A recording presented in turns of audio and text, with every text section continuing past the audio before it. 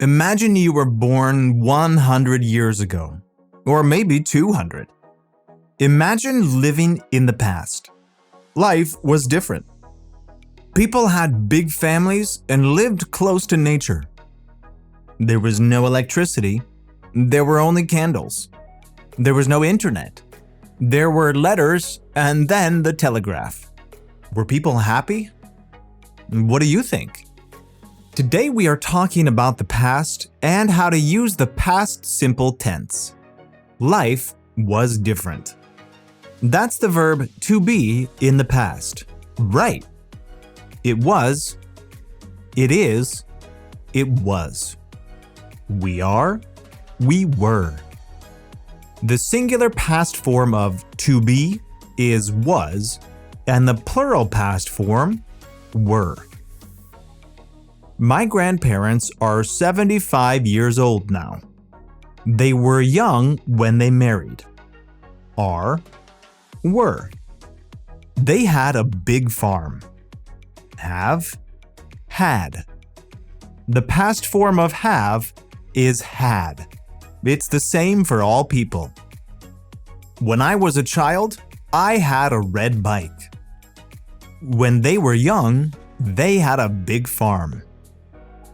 All right, what about other verbs? People lived close to nature. They married young. You see, some verbs have ed at the end. These are regular verbs in the past. Other verbs are irregular and have a special form for the past tense. I usually make soup for dinner. I made pasta yesterday. I often take the subway to go to work. I took a taxi yesterday. We have make, made, and take, took. These are examples of irregular verbs in the past. The past simple here is a completed action that happened on a specific day. Yesterday. We often use the past simple with words such as yesterday, 100 years ago, last week, last month. For example, we can say, he played tennis 2 days ago, and she went to Prague last month. Now, what about making questions in the past? To make questions, we need the past form of do. Did. Did he play tennis 2 days ago? Did she go to Prague last month? We have did, then the subject, and then the main verb in the infinitive, no ending. We can give short answers to these questions. Did he play tennis? Yes, he did. Or, no, he didn't. Or we can give full answers. He didn't play tennis. He played rugby. She didn't go to Prague. She went to Vienna.